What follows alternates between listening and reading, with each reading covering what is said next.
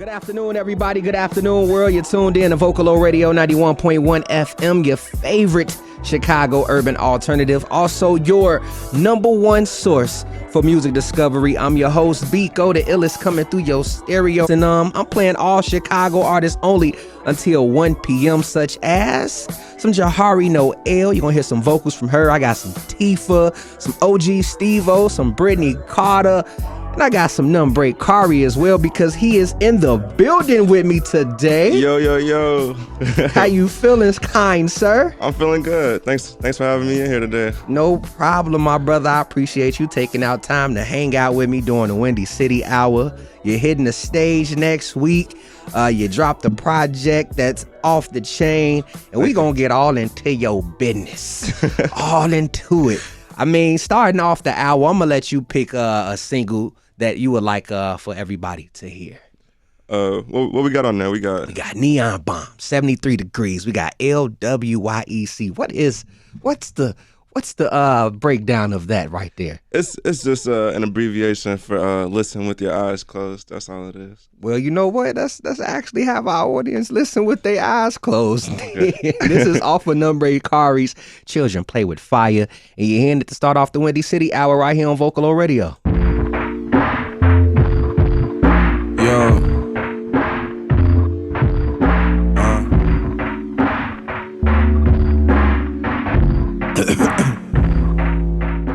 Now, you represent Bronzeville neighborhood. Tell us about, growing up on the south side in Bronzeville.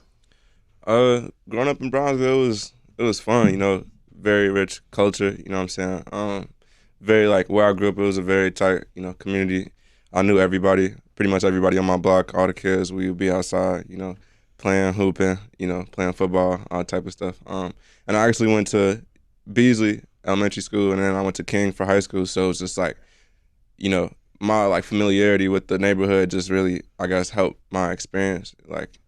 It was just a real family vibes. That's really. So when you went to high school, is that where you start to find your love for music? Because to my knowledge, you put together your project Children Play With Fire at the age of 18. Yeah, I found my love for music really early.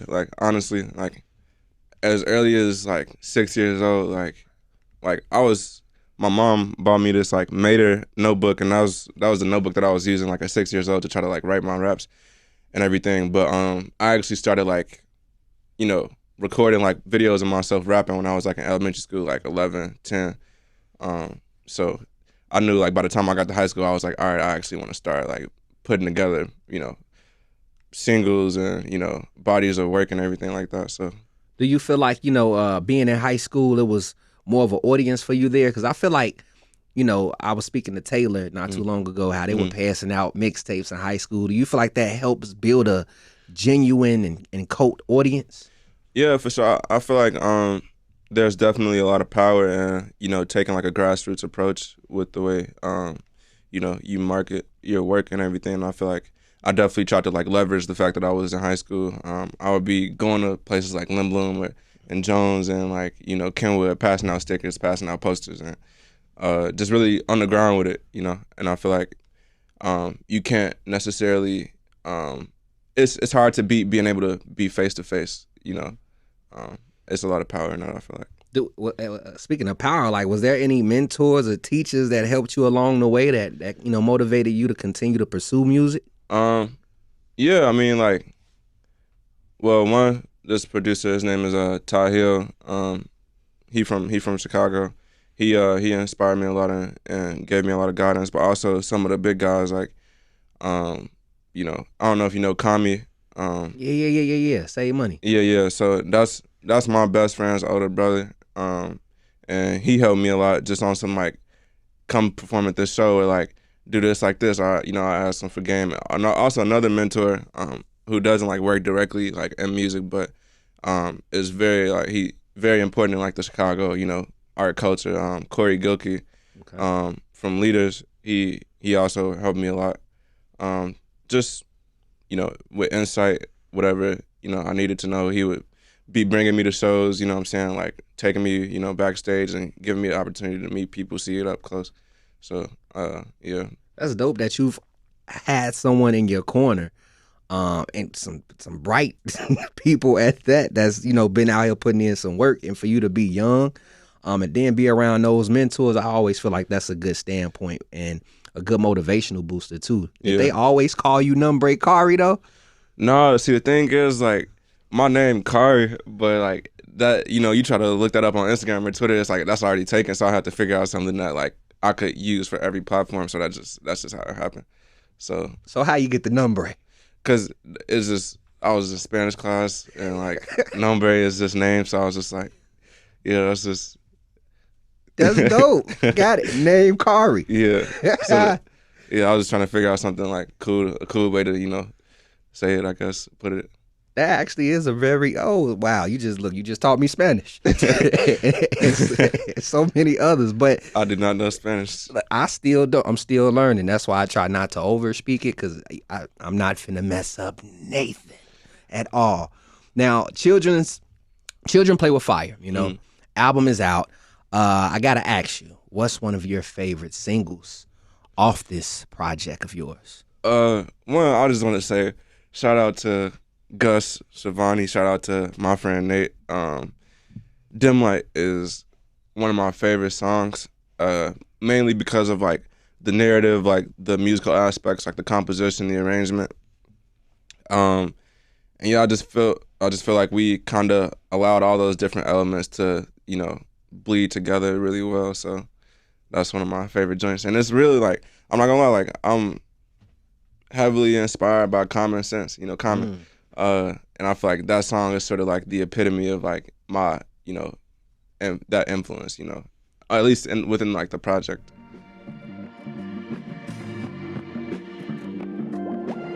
One more hit, 2 more sips, and I'm finished. My OG SMS, I'm like I'm back in a minute. Knowing that's probably a lie, but ain't no telling how the night goes when I'm with the guys. You know, before break, we were briefly talking about some mentors. We were talking about Children Play With Fire, your favorite song off of there, which is Dim Light. Yeah. And I never really got to ask you the title, Children Play With Fire. And then the cover is all wrapped around, you know, the title itself. So what's the meaning behind this title, my brother? So like the title is sort of like an umbrella, you know what I'm saying? Like, and underneath that umbrella, you have like concepts that deal with adolescence, you know, mortality, you know, taking a risk, being from, you know, under-resourced communities, like all those different type of ideas. And the name itself is kind of like that sort of line between like trying to adapt to like your environment and like, but also like the pursuit of like something greater and like taking that risk, like the whole like playing with fire, you know what I'm saying? Like that's kind of like where I'm at with it, you know. I like how you pushing the envelope of growth. That's what it sounds like to me. And you know, you're also pushing a stamp for kids in general to understand that it's room for growth. Yeah. You have any brothers or sisters? Yeah. I got 2 brothers, 1 sister, 3 brothers and 1 sister actually. You the oldest or you the baby? I'm the middle child. Middle child, just like J. Cole. Okay.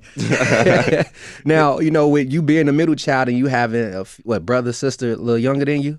I got a younger brother. But we didn't all grow up in the same household. But I got a younger brother, 2 older brothers, and 1 older sister. What's something you want them to, you know, take from you as you continue to go through your journey of growth?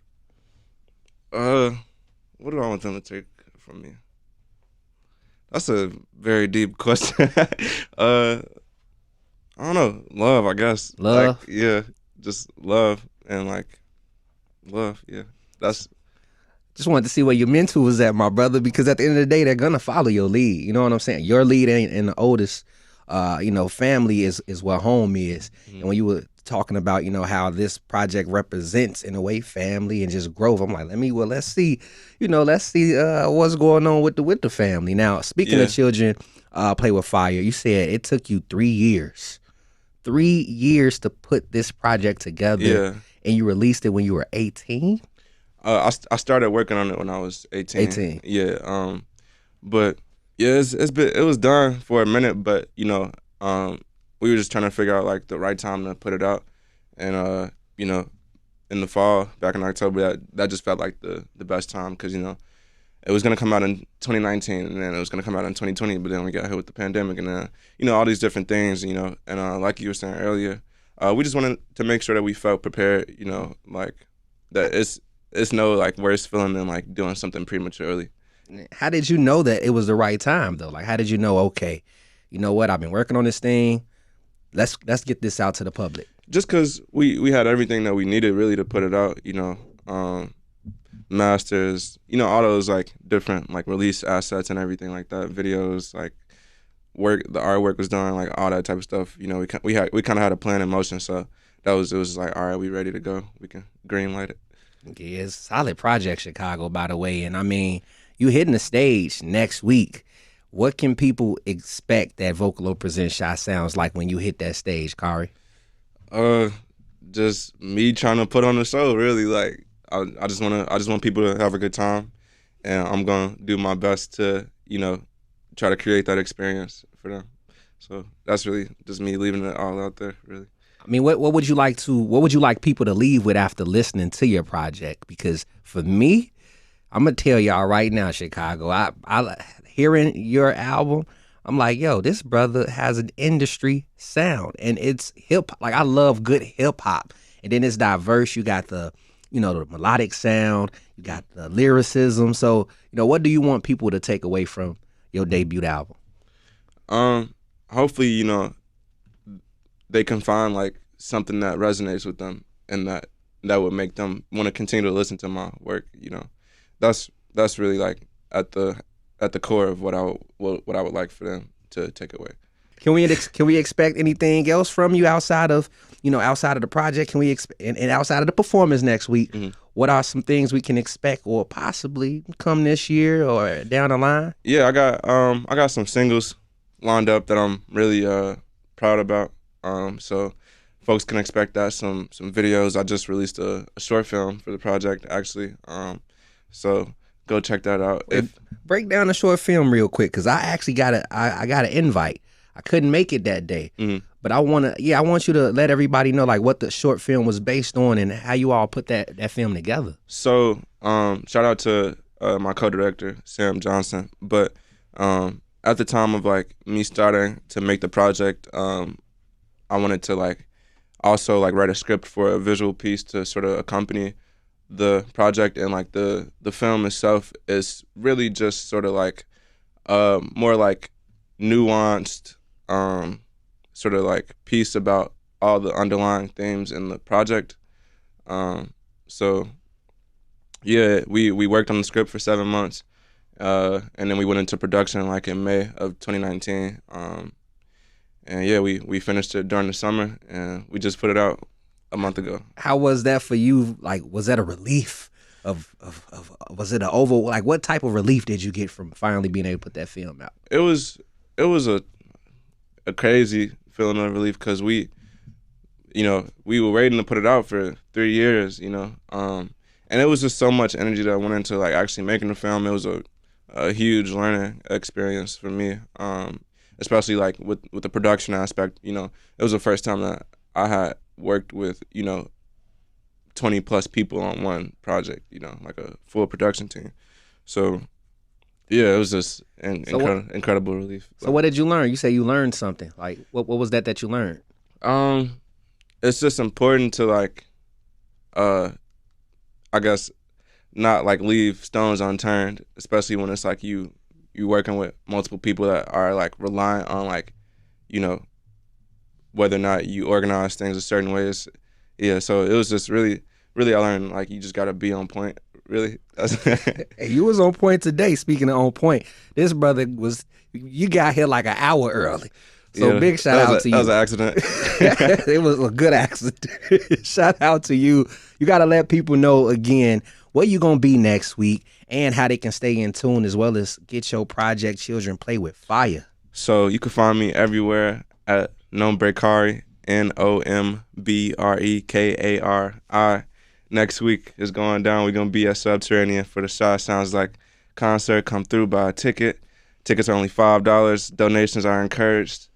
yeah, so come through, have a good time. Like I said, at nombreKARI, NOMBREKARI. Find me everywhere. Listen to my music, Apple Music, Spotify, all that.